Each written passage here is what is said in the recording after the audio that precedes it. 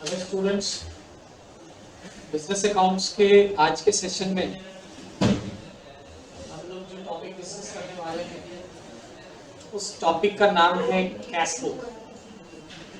ठीक है, लेकिन कैश बुक के बारे में जानने से पहले हम लोग थोड़ा सा जानेंगे सब डिवीजन ऑफ जर्नल्स के बारे में, या जिसे हम लोग सब्सिडियरी बुक्स ऑफ जर्नल भी कहते हैं। तो कैश बुक इसी सब डिवीजन ऑफ जर्नल का ही एक पार्ट है, एक हिस्सा है। तो कैश बुक स्टार्ट करने से पहले मैं आप लोगों को एक्सप्लेन करना चाहता हूँ सब डिवीजन ऑफ जर्नल के बारे में। तो जनरली ये भी जो सब डिवीजन ऑफ जर्नल है ये एक तरह का टाइप ऑफ जर्नल ही है। जैसे हम लोगों ने जर्नल के बारे में पढ़ा, जर्नल क्या होता है? तो जर्नल जो है ना वो किसी भी अकाउंटिंग सिस्टम का या फिर कहें कि बुक कीपिंग का प्राइमरी बुक होता है। प्राइमरी बुक होता है जिसमें हम जो बेसिक जितने सारे एंट्रीज होते हैं, प्राइमरी एंट्रीज जो होती है बिजनेस ट्रांजैक्शंस की, वो सब कुछ हम इसमें रिकॉर्ड करते हैं।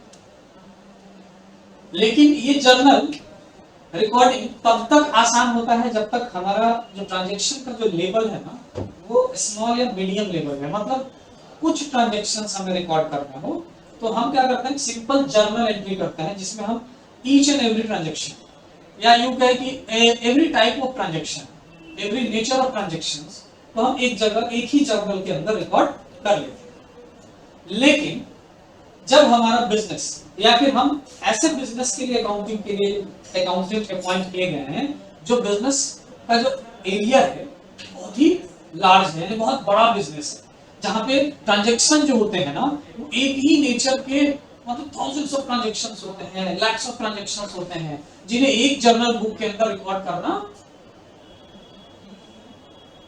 पॉसिबल तो है लेकिन वो बहुत ज्यादा कॉम्प्लेक्सिटी हो जाता है। बाद में उसको क्लासिफिकेशन करने में बहुत टफ वर्क हो जाता है। तो उसके लिए जो है बड़े बड़े बिजनेस जो है वो उनके ट्रांजैक्शंस को सेपरेटली रिकॉर्ड करने के लिए कह सकते हो हम लोग जर्नल को ना डिवाइड कर देते हैं, जर्नल्स बुक को ही डिवाइड कर देते हैं और इसी डिवीजन को हम लोग सब डिवीजन ऑफ जर्नल कहते हैं। बेसिकली इसमें क्या कर रहे हैं, इन अ लार्ज बिजनेस कंसर्न, मतलब जो बड़े बड़े बिजनेस की बात करें तो journal is divided into parts. मतलब वहां पे ट्रांजैक्शंस इतने सारे होते हैं कि हम एक ही जर्नल जो ब्रोकर जर्नल है उसमें रिकॉर्डिंग कर तो लेंगे लेकिन बाद में क्लासिफिकेशन करते टाइम हमें बहुत कॉम्प्लेक्सिटी होगी इसमें। उससे बचने के लिए या एक ही अकाउंटेंट उतना सारा काम अकेले नहीं कर सकता, उसके लिए भी हम क्या करते हैं, जर्नल को डिवाइड कर देते हैं, जिसे क्या कहा जाता है, सब डिवीजन ऑफ जर्नल कहते हैं। इससे क्या फायदा हुआ कि सेपरेट सेपरेट ट्रांजैक्शंस का एंट्री अलग अलग इंडिविजुअल अकाउंटेंट या जो भी बुक कीपर होगा उसके द्वारा कराया जा सकता है। अब ये जो सब डिवीजन होगा या हम लोग जो जर्नल्स को डिवाइड करेंगे उससे फायदा क्या होगा? तो एडवांटेजेस है कुछ जर्नल के सब डिवीजन करने से। पहला, अकाउंटेबिलिटी। अकाउंटेबिलिटी का मतलब होता है कि जिम्मेवारी कह सकते हैं। मतलब वहां पे क्या होगा कि इससे क्या है कि as each accountant are handled by individual accountants, मतलब हर एक अकाउंट्स क्या करेगा, एक इंडिविजुअल अकाउंटेंट हैंडल करेगा।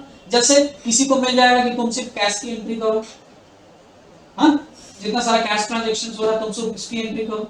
किसी को मिल गया कि तुम सिर्फ परचेज की एंट्री करो। किसी को बता दिया कि तुमको सिर्फ और सिर्फ सेल की एंट्री देखना है। तुमको क्या करना है, जितना सारा सेल रिटर्न हो रहा है उसका तुम देखो, और एक को दे दिया है कि तुम परचेज रिटर्न देखो।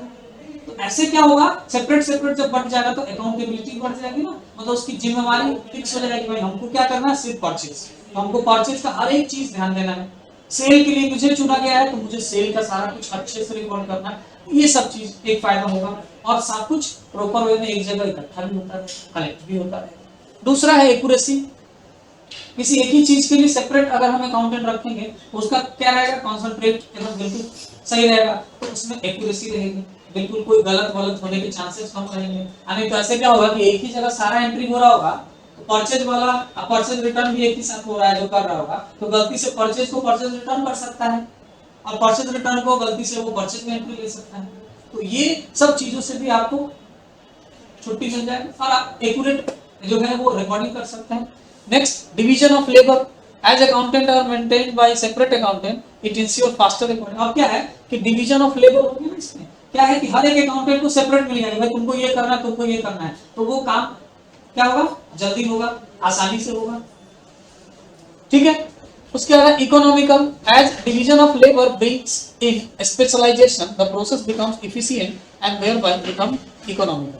अब इससे क्या होगा कि प्रोफेशनल्स होंगे, मतलब हर एक काम के लिए अलग अलग प्रोफेशनल होंगे, तो ये इकोनॉमिकल हो जाएगा कि आपका क्या है कि इसमें आपको कहने से हम ये कह सकते हैं कि जो सब कुछ जो प्रोफेशनल जब करेंगे, परफेक्ट करेंगे, तो इकोनॉमी के लिए यहाँ पे आप कह सकते हो कि पैसे की बचत तो नहीं कह सकते, जैसे हम अगर एक ही काम के लिए 10 लोगों को रखेंगे, हाँ, तो 10 लोगों के लिए तो सैलरी ज्यादा देना पड़ेगा, हाँ, खर्च ज्यादा बढ़ जाएगा, लेकिन हमारा जो इकोनॉमिकल जो रिपोर्ट है ना, वो हमें बहुत ही अच्छे तरीके से मिलता है।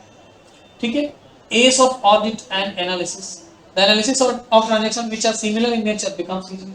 अब एक ही नेचर के ट्रांजैक्शंस है ना, उसको ऑडिट करना इतना आसान हो जाएगा, क्योंकि हर एक अकाउंटेंट क्या कर रहा है, एक ही काम कर रहा है। परचेज वाला जिसको ऑडिट मिला है काम, वो सिर्फ परचेज की एंट्री कर रहा है, सेल वाला सिर्फ सेल की एंट्री कर रहा है, तो ऑडिट करना भी तो आसान होगा। ऑडिटर आएगा, देखेगा अच्छा इसमें तो सारा परचेज का ही होगा ना, आसानी से पूरा ऑडिट हो जाएगा। Productivity as the accountant gain expertise in handling specific account in increase their productivity. अब क्या है, एक ही चीज को बार बार कर रहा है ना, तो उसका वो क्या हो जाएगा, उस पर एक्सपर्ट हो जाएगा। तो जो प्रोडक्टिविटी है, मतलब उसका जो रिजल्ट जो आपको मिलेगा ना, वो बिल्कुल हमेशा क्या है, वो सही मिलेगा, जल्दी मिलेगा। ठीक है, तो ये सब कुछ बेनिफिट है।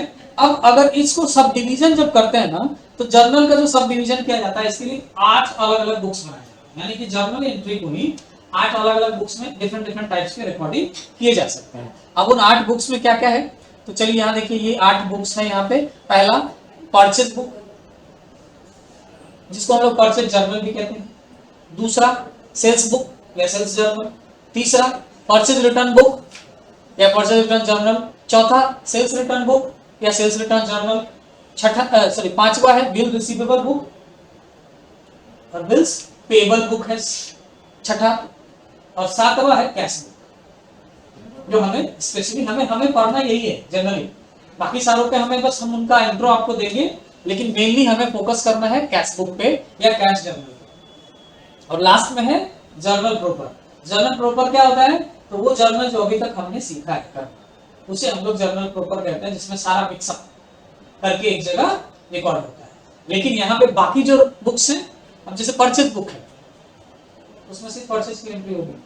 लेकिन आपको यहाँ एक चीज ध्यान देना ये है कि जो परचेज बुक है, उसमें उन्हीं परचेज की एंट्री होगी जो क्रेडिट पे किया गया है, मतलब उसके लिए अभी तक आपने कोई पेमेंट नहीं किया है, उधार में परचेज किया है, तभी उसको परचेज बुक में एंट्री करेंगे। जैसे ही आपने उसके लिए कैश पेमेंट कर दिया, तो वो तो कैश की एंट्री हो गई, तो उसकी एंट्री हम लोग फिर परचेज बुक में ना करके कहां करेंगे, कैश बुक में करेंगे फिर उसकी एंट्री। यानी कि परचेज बुक में हम सिर्फ उन परचेज की एंट्री करेंगे जो क्रेडिट पे परचेज किया गया, उधार में परचेज किया गया। ओके, उसी तरह से सेल्स बुक की एंट्री करते वक्त हम सेल्स की एंट्री करेंगे, और सेल्स की एंट्री हम लोग कहां करेंगे, कब करेंगे सेल्स बुक में, जब हमने किसी को क्रेडिट पे सेल किया है, यानी हमने अपने कस्टमर्स को बिना पैसे लिए उधार में, बाद में पैसे लेंगे, उस कंडीशन में सेल किया है, तो हम उसकी सारी एंट्रीज इस जर्नल में रिकॉर्ड करेंगे, सेल्स बुक में करेंगे। हमने जो परचेज किया है उसमें से रिटर्न आ रहा है, सॉरी रिटर्न आएगा नहीं, हमने जो परचेज किया है वो रिटर्न हम भेजेंगे। हम जो परचेज करके रखेंगे तो उसको तो हम लोग रिटर्न वापस भेजेंगे। तो उस तरह की जितनी सारे रिटर्न होंगे जो हमने परचेज रिटर्न बोलेंगे, उसके लिए एक अलग बुक बनेगा, एक अलग जर्नल एंट्री होगी जिसका नाम होगा परचेज रिटर्न बुक या परचेज रिटर्न जर्नल। और जो चौथा होगा, हमने जो सेल करेंगे कस्टमर को, वो भी तो रिटर्न होके आएगा। तो वो जो सेल रिटर्न होके आएगा, जो सेल हमने किया वो गुड्स वापस आ गया, रिटर्न हो गया किसी कारण से, तो उसको हम लोग सेल रिटर्न कहते हैं। उसके लिए सेल रिटर्न जर्नल की एंट्री होगी सेल रिटर्न बुक के अंदर। नेक्स्ट बिल रिसीवेबल बुक, हमने पढ़ा है ना जर्नल एंट्री के दौरान, एक बिल ड्रॉन हम लोग एक्सेप्ट करते हैं या बिल ड्रॉन हम लोग किसी दूसरे से रिसीव करते हैं या हम किसी से एक्सेप्ट करते हैं। जो एक्सेप्ट करते हैं बिल ड्रॉन उसे हम लोग बिल्स पेबल कहते हैं, मतलब हमें उतने रुपए का बिल पे करना है। तो हमारे पास कितना सारा ऐसा हमने बिल ड्रॉन एक्सेप्ट किया है, मतलब हमें कितना अभी बिल चुकाना है उसकी एंट्री अगर हमें करनी होगी तो वो सब कहां करेंगे, बिल्स पेबल बुक के अंदर। और हमने बिल्स ड्रॉन जो भी रिसीव किया हुआ है, मतलब हमें उस बिल के बदले में पैसा पाना है, पैसा लेना है, तो उसकी एंट्री के लिए हम लोग कौन सा बुक बनाएंगे, बिल्स रिसीवेबल बुक। ओके, और नेक्स्ट है cash book. Each and every transactions which are made by cash और इन चेक। कैश बुक में चेक वाला भी एंट्री लेते हैं, चेक से जो करेंगे वो भी तो कैश ही माना जाता है ना, क्योंकि बैंक अकाउंट में जब वो जाएगा तो बैंक में तो कैश ही रहेगा। तो कैश बुक में हम लोग कैश और साथ में चेक से किए गए ट्रांजैक्शंस को भी रिकॉर्ड करें। अब कैश में किया गया ईच एंड एवरी ट्रांजैक्शन, चाहे वो सेल किया गया हो, चाहे वो परचेज किया गया हो, चाहे हमने चेक या कैश किसी को पेमेंट किया, किसी पार्टी से हमने उसे कैश या चेक रिसीव किया है, या हमने किसी एक्सपेंसेस के लिए पैसा दिया है, पेड किया है, कैश या चेक, किसी से हमने कैश या चेक किसी कारण से रिसीव किया है। Each and every transactions which are made in cash और चेक, वो सब कुछ आपको कहां रिकॉर्ड करना होगा, इस जर्नल में, कैश बुक जर्नल। अब मैंने बताया कि कैश जो होगा कैश, उसकी भी कैश बुक में एंट्री होगी, और जो चेक से करेंगे उसकी भी एंट्री कैश बुक में करेंगे। तो ऐसे में क्या होगा कि ना हम कंफ्यूज हो जाएंगे ना कि कैश कितना की है और चेक से कितना मिला। तो इसके लिए आगे फर्दर कैश बुक को भी मेनी बुक्स में डिवाइड कर दिया।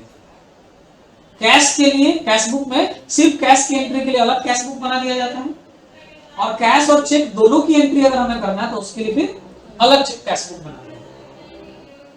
ठीक है, और हमने बताया कि कैश में किया गया जितना सारा एक्सपेंसेस है उसके लिए भी हम एंट्री लेते हैं कैश बुक के अंदर ही, तो उसके लिए एक अलग कैश बुक हम लोग बना देते हैं।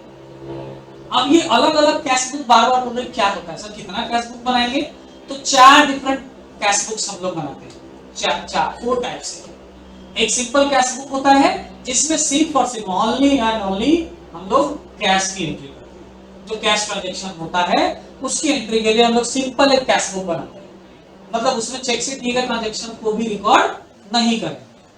अब हमने कैश भी ट्रांजैक्शन किया, साथ में चेक से भी ट्रांजैक्शन कर रहे हैं, दोनों को साथ में रिकॉर्ड करना चाहते हैं, तो उसके लिए भी हम कैश बुक बनाएंगे, लेकिन वो डबल कॉलम कैश बुक है।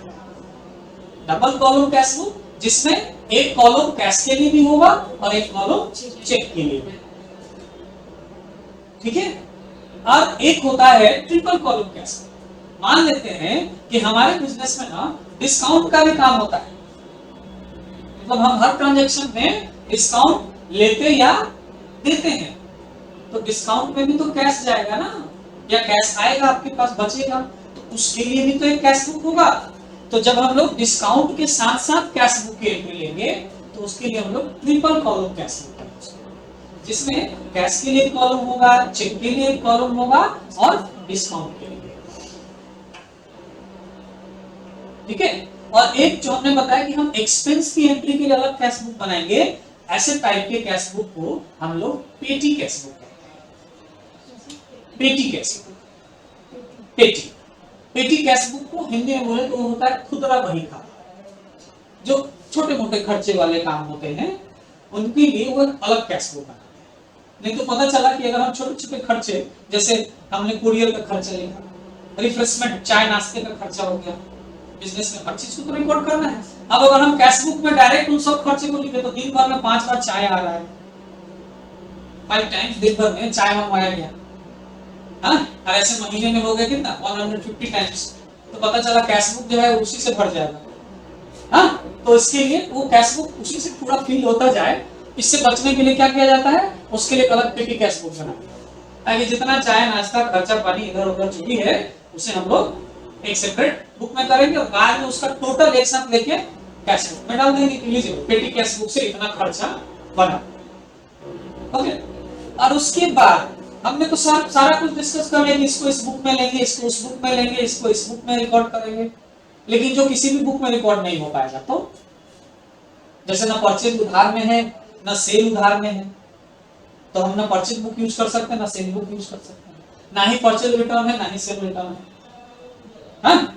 ना ही बिल्स रिसीवेबल है ना ही बिल्स पेबल है, ना ही कैश में ट्रांजैक्शन है, लेकिन ट्रांजैक्शन है तब उस तरह के ट्रांजैक्शंस जो इनमें से किसी बुक के लिए नहीं बनाए गए हैं, या हमने जो कॉन्सेप्ट सीखा उसके अकॉर्डिंग किसी बुक में नहीं हम एंट्री कर सकते, तो वैसी एंट्रीज को हम लोग फिर क्या करते हैं, जर्नल प्रॉपर में सारा एंट्री करते हैं। जर्नल प्रॉपर बिल्कुल सेम वैसे ही होता है जैसे हमारा नॉर्मल जर्नल एंट्री हमने सीखा है वो वाला, ठीक है। अब इनमें हमें सारे बुक्स की एंट्री करनी नहीं है। जैसे परचेज बुक में परचेज की एंट्री होगी तो क्या लिखेंगे, हम डेट लिखेंगे, किस डेट को परचेज हो रहा है, पार्टी का नाम लिखेंगे, किस पार्टी से परचेज हो रहा है, और उसका बिल नंबर जरूर लिखेंगे, या उसको वाउचर नंबर कहिए या बिल नंबर कहिए, क्योंकि उधार में है तो बिल नंबर से ही ना पता चलेगा कि किस बिल नंबर से कितना रुपए का परचेज किया गया है। तो ये हो गया डेट, पार्टी का नाम, बिल नंबर और अमाउंट, आपने कितना अमाउंट का परचेज कर रहा है। सेम इसी तरह से सेल्स बिल पर सेल्स बुक बनाएंगे, डेट, पार्टी का नाम, जिसको सेल कर रहा है उसके लिए कस्टमर वाला कॉलम, और एक बिल नंबर और एक अमाउंट का कॉलम। हाँ, ऐसे ही सेम बनेगा परचेज रिटर्न और सेल्स रिटर्न का, किस पार्टी से रिटर्न हो रहा है, किस पार्टी को रिटर्न किया जा रहा है। उसके बाद बिल रिसीवेबल बुक और बिल्स पेबल बुक जब बनाया जाएगा तो उसमें बताया जाएगा कौन ड्रोई है और कौन ड्रोअर है, हाँ, मतलब किसने बिल दिया है और कौन बिल उसको एक्सेप्ट किया है, ठीक है। उसके लिए कितने रुपए का बिल है, बिल नंबर क्या है, बिल डेट क्या है, और उसमें एक चीज दिया जाता है टर्म, कि कितने दिन के लिए दिया गया, कि आप कितने दिन के बाद इसको क्लियर करा सकते हैं, वो सारा कुछ आपका बनता है। मैं अभी तो नहीं दिखा पाऊंगा, लेकिन नेक्स्ट सेशन में मैं कोशिश करूंगा कि इन सब का जो फॉर्मेट होता है, जैसे परचेज बुक कैसे बना के एंट्री कैसे होगी, तो मैं सिर्फ फॉर्मेट, एंट्री नहीं बताऊंगा, लेकिन उसका फॉर्मेट बता दूंगा कि कैसे कैसे उसमें आप एंट्री कर सकते हो, उसका एक फॉर्मेट कैसे तैयार करोगे, सबका बताऊंगा। लेकिन मुझे अभी फिलहाल आगे मैंने जो बताया वो देख लो, ये यहाँ पे है। अब ये जो है फाइनेंशियल में देखो, प्रिंसिपल बुक्स में तो लेजर हो जाता है, तो हमें लेजर की तो एंट्री हमने सीख लिया करना। अब यहाँ देखो इसका सब्सिडरी बुक जो बनता है, सब्सिडरी मैंने अभी बताया, तो देखो इसमें purchase book, sales book, purchase return book, sales return book, BR यानी बिल्स रिसीवेबल बुक, और बीपी यानी बिल्स पेबल बुक, और एक जर्नल प्रॉपर है।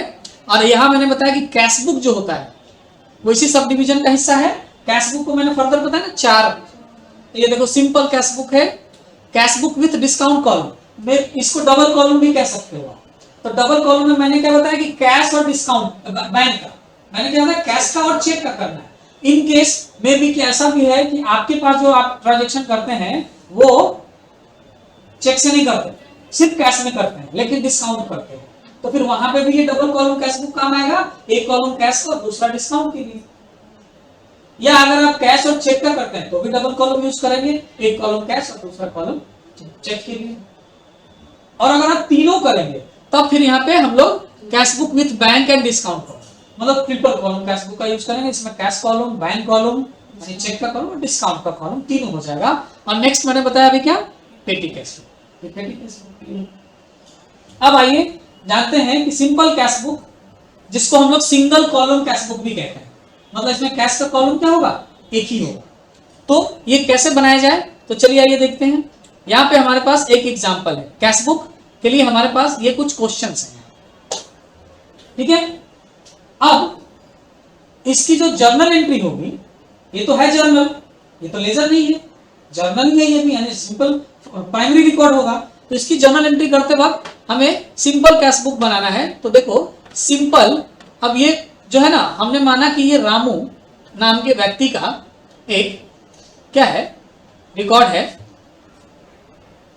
मतलब रामू नाम का कोई बिजनेसमैन है, उसका हम कैश बुक बनाने जा रहे हैं। तो हमने हेडिंग में ले लिया Ramu's cash book, simple cash book, या इसको सिंपल कॉलम कैश बुक बोलते हैं।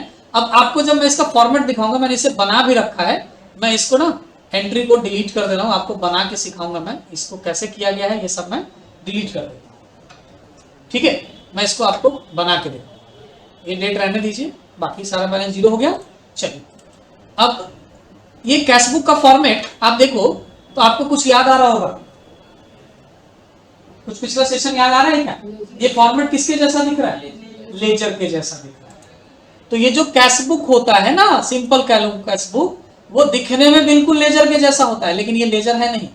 यहां देखो एलएफ मतलब लेजर फॉल्यू किसमें लिखा जाता है? जर्नल में। तो ये एक जर्नल है, ये एक टाइप का जर्नल है, लेकिन इसका फॉर्मेट लेजर के जैसा दिख रहा है। क्यों?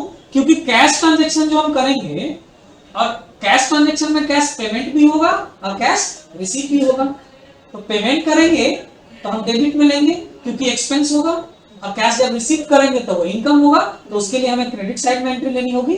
तो इसलिए ये सिंपल कैश बुक का ये ऐसा फॉर्मेट बनाएंगे, जिसमें डेबिट साइड है ये एक कॉलम, जिसमें क्या है? डेट, पार्टिकुलर्स, एलएफ और अमाउंट है, और एक 4 कॉलम क्रेडिट साइड के लिए है, इसमें भी डेट है, पार्टिकुलर्स है, एलएफ है और अमाउंट है। अब हमने तो जर्नल एंट्री करना सीखा है क्या? डेबिट और क्रेडिट, लेकिन यहां क्या करना है? सिर्फ डेबिट या सिर्फ क्रेडिट की एंट्री करनी है। तो दूसरा एंट्री क्या होगा सर? तो दूसरा एंट्री तो ऑलरेडी हमने लिख रखा ना, क्या? Cash book. यानी एक तो अकाउंट हमने ऑलरेडी डिसाइड कर लिया कि इसमें जो भी एंट्री हो रहा है वो सब क्या है? कैश का एंट्री है। तो कैश की एंट्री है, तो अगर हमने कैश एक्सपेंस करा है या कैश हमने पेमेंट करा है, तो उसके लिए एंट्री कहां करेंगे? डेबिट साइड में।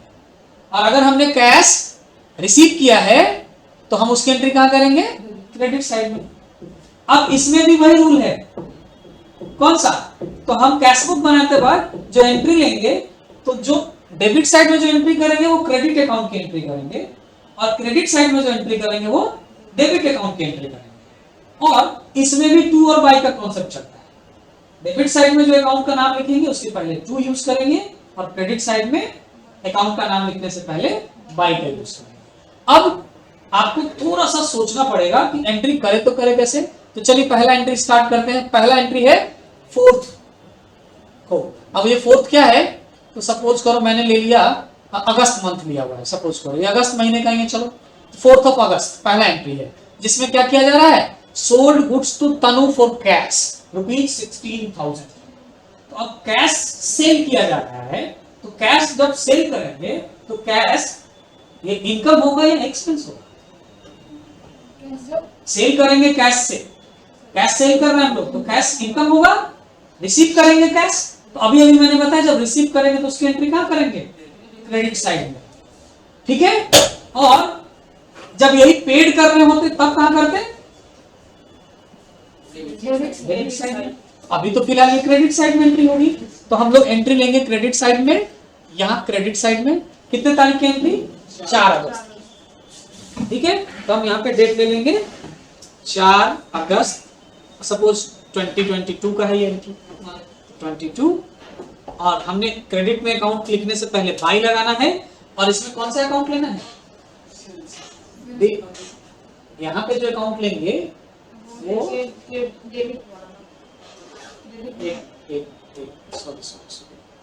हमने क्या किया है? यहाँ पे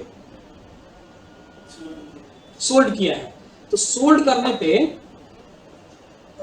इनकम हो रहा है।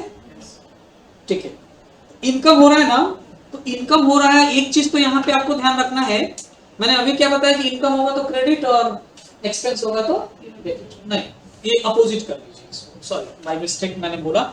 इनकम होने पे हम इसकी एंट्री डेबिट साइड में, और एक्सपेंस होने पे हम एंट्री क्रेडिट साइड में लेंगे। जर्नल करते वक्त, जर्नल एंट्री करते वक्त कैश बुक अगर हम बनाएंगे तो हमने क्या करना है?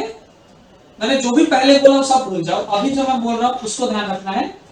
क्या करना है? इनकम करते वक्त डेबिट साइड में एंट्री करना है, और एक्सपेंस करते वक्त क्रेडिट साइड में एंट्री करना है। लेकिन डेबिट साइड जब एंट्री करेंगे तो हम क्रेडिट अकाउंट को लिखेंगे, और क्रेडिट साइड जब एंट्री करेंगे तो डेबिट अकाउंट को लिखेंगे। तो अब इसको अगर आप एज्यूम करें 4 अगस्त वाले एंट्री को, तो ये हमने डेबिट साइड में लेना है क्योंकि इनकम हो रहा है। तो 4 अगस्त 2022, और यहां पे हम क्या लेंगे? पहले 2। किस चीज से इनकम आ रहा है? तो यहां लिख लेंगे सेल्स अकाउंट। सेल करने से ही ना कैसा आ रहा है, तो 2 सेल्स अकाउंट। कितने रुपए का? 16,000। 16,000 रुपए यहां लिखना है, 16,000। दूसरा entry 6 August, bought furniture for ₹15,000। 15,000 रुपए का फर्नीचर खरीद रहे हैं। तो फर्नीचर खरीदने में कैश क्या करना पड़ेगा? पेमेंट करना पड़ेगा, एक्सपेंस। तो इसकी एंट्री कहाँ लेंगे? क्रेडिट साइड में। तो यहाँ पे हम ले लेंगे 6 अगस्त और यहाँ पे लेंगे बाई पहले। और क्या खरीद रहे हैं? फर्नीचर। तो यहाँ नाम है तो एसेट का नाम लेंगे, परचेज अकाउंट नहीं लेंगे यहाँ पे। अगर यहाँ पे सीधा लिखा होता गुड्स तो हम यहाँ बाई परचेज कर लेंगे। ओके, और अमाउंट क्या लेंगे? 15,000। समझ में आ रहा है ना कैसे एंट्री करना है? ये टोटल होता जा रहा है, मैंने कैलकुलेशन किया हुआ है इसलिए। अब आगे देखो, जो मैंने पहले BDCD कर लिया है ये मैं आपको लास्ट में समझा दूंगा क्यों आया है। नेक्स्ट ट्रांजेक्शन तीसरा, 8 अगस्त को कैश पेड टू मनु ₹10,000। अब इसमें भी हमने कैश क्या किया? एक्सपेंस ही कर रहे हैं ना, पेड कर रहे हैं तो कैश एक्सपेंस। तो इसकी एंट्री हम लोग कहां करेंगे? Credit side. तो कितने तारीख को? 8 अगस्त को। और बाई किसको दे रहे हैं? मनु। तो बाई मनु अकाउंट कितना? 10,000 रुपीज। नेक्स्ट 11th को कैश रिसीव्ड फ्रॉम जेल ₹5,500। अब ये रिसीव कर रहे हैं ना, इनकम आ रहा है तो कहां करेंगे? Debit side. 11/8/2022 टू किससे रिसीव कर रहे हैं? जैनी से। कितना रुपया? 5,500। Okay. Next 14th August cash received from Sonu, फिर से इनकम, फिर से इधर 14th अगस्त डेबिट में करेंगे टू क्या था? सोनू। सोनू है, कितने रुपए का रिसीव कर रहे थे कैश? 12,000। तो यहाँ पे हम ले लेंगे 12,000। अगला एंट्री जो है वो है 15th को, बाउट मशीनरी परचेज कर रहे हैं, मशीनरी एसेट खर्चा हो रहा है, एक्सपेंस, क्रेडिट साइड। कितने तारीख को है? 15th August. बाई क्या परचेज कर रहे हैं? मशीनरी। कितने का? 18,000 का। ओके। नेक्स्ट 16 तारीख sold parts of furniture, sold कर रहे हैं यानी इनकम आ रहा है। पार्ट्स ऑफ फर्नीचर यानी फर्नीचर के पार्ट्स को सोल्ड कर रहे हैं। तो यहाँ पे एंट्री लेंगे 16 अगस्त को, और इसमें ना सेल एंट्री नहीं लिखिएगा, यहाँ पे लेंगे टू ओल्ड फर्नीचर। हमने फर्नीचर का हिस्सा बेच रहे हैं ना, तो सिर्फ सेल नहीं लेंगे, हम लेंगे ओल्ड फर्नीचर। ओके, कितने का? 1,000। नेक्स्ट 17th को cash paid for the purchase of bicycle for Ramu's sons. अब रामूज के सन के लिए ये बाइसिकल परचेज किया जा रहा है, मतलब रामू यहाँ इस कंपनी का प्रोप्राइटर है, ऑनर है, और उसने अपने बेटे के लिए साइकिल खरीदा। तो बिजनेस का एक्सपेंस नहीं है ना, लेकिन बिजनेस से तो पैसा लेके एक्सपेंस किया गया है। तो यहाँ पे हम बाइसिकल एक्सपेंस नहीं डालेंगे, यहाँ पे क्या लिखेंगे? ड्रॉइंग अकाउंट, क्योंकि ये प्रोप्राइटर के पर्सनल यूज के लिए है, हाउसहोल्ड यूज के लिए है। तो बिजनेस का तो एक्सपेंस है, तो हम डेबिट क्रेडिट साइड में एंट्री लेंगे जरूर, लेकिन वो क्रेडिट साइड में जो एंट्री लेंगे 17 को है ना, जो एंट्री लेंगे वो हम लोग क्या करेंगे?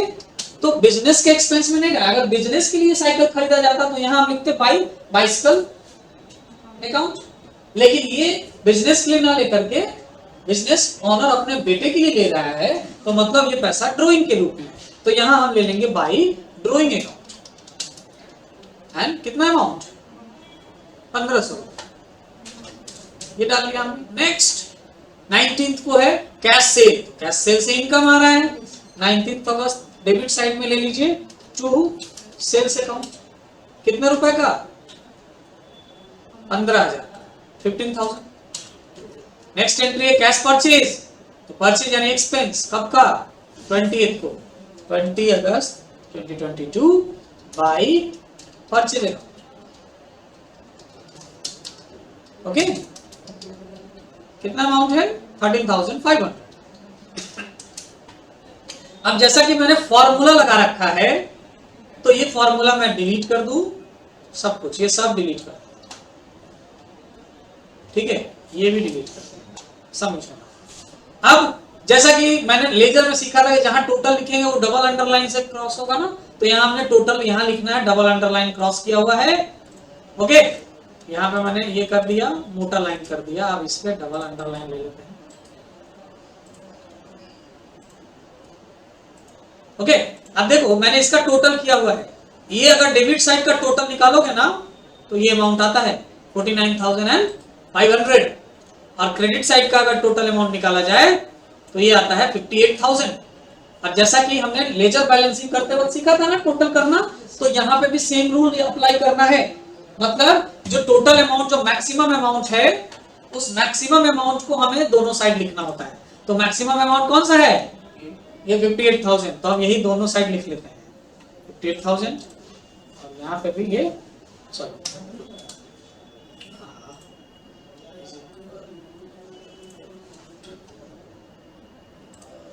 ये वाला अमाउंट हम यहाँ पे दोनों 58,000 आ गया। टोटल जो मैक्सिमम होता है वो लिखते हैं, मैंने लिख लिया।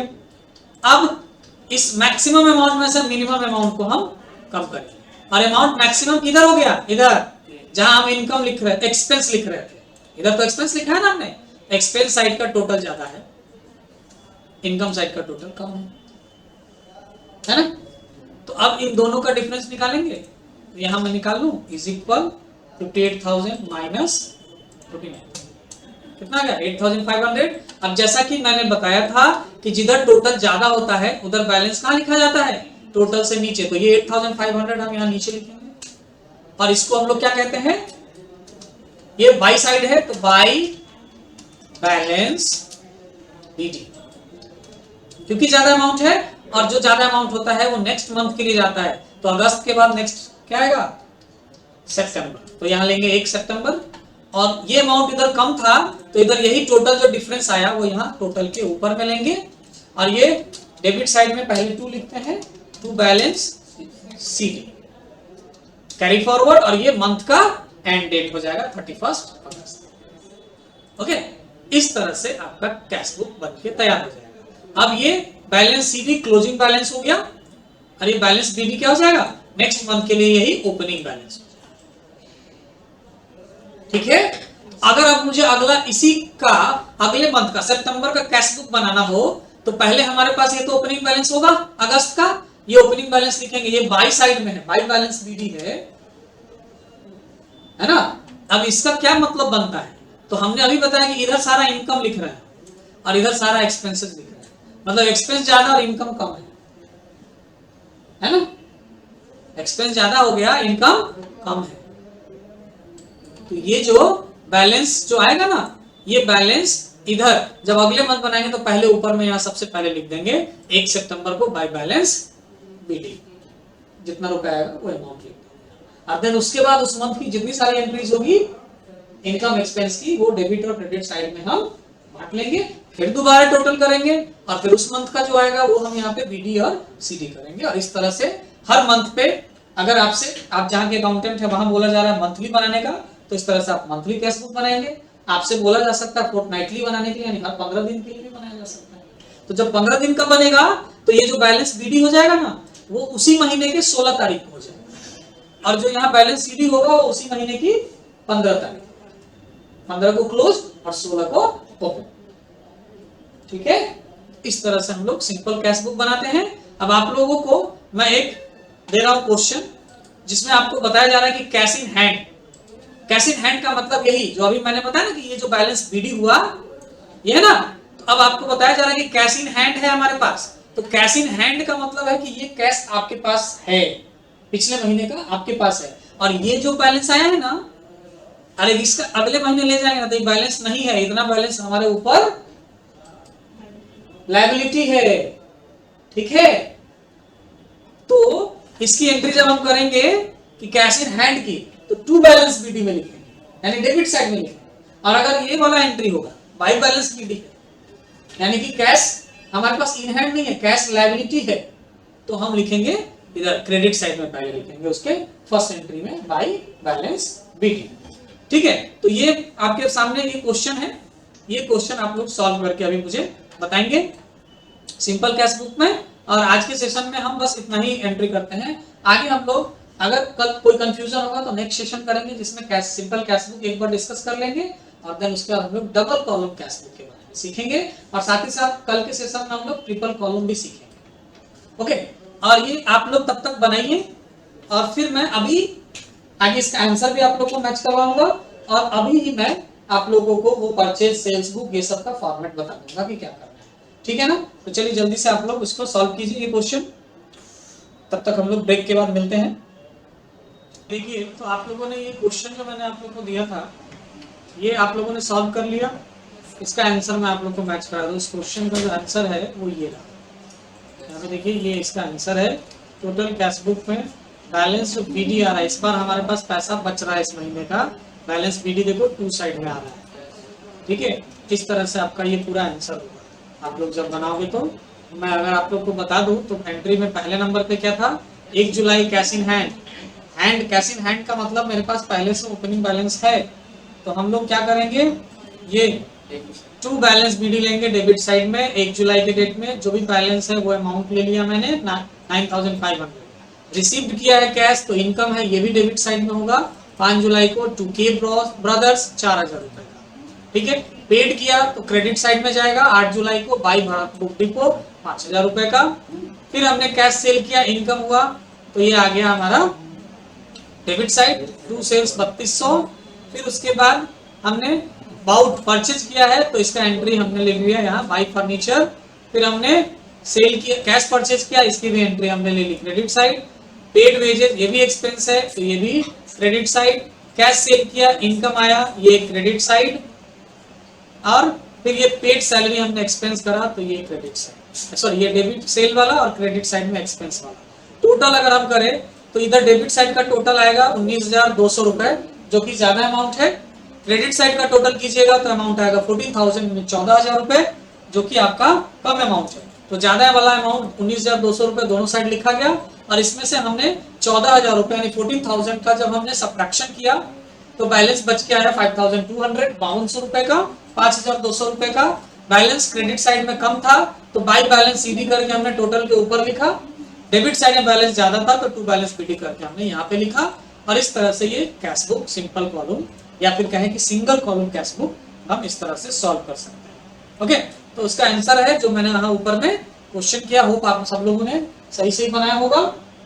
आगे मैंने बताया था कि मैं सब डिवीजन के सारे पार्ट्स, सारे बुक को बताऊंगा। तो ये देखिए मैंने आप लोगों के लिए बनाया है। परचेज बुक का फॉर्मेट कुछ इस तरीका होता है। आप इस तरीके से परचेज बुक की फॉर्मेट एंट्री कर सकते हो। एक कॉलम डेट के लिए जिसमें आप डेट बाय एंट्री करोगे, पर्टिकुलर्स जिसमें आप अपने क्रेडिटर का नाम लिखोगे कि किससे आप परचेज कर रहे हो। उसके बाद यहाँ इनवॉइस नंबर का कॉलम होगा, और जैसा कि ये जर्नल है तो एलएफ का एक कॉलम होगा। फिर यहाँ डिटेल कॉलम एक आप दे सकते हो जिसमें आप ये लिख सकते हो कि आपने क्या परचेज किया हुआ है।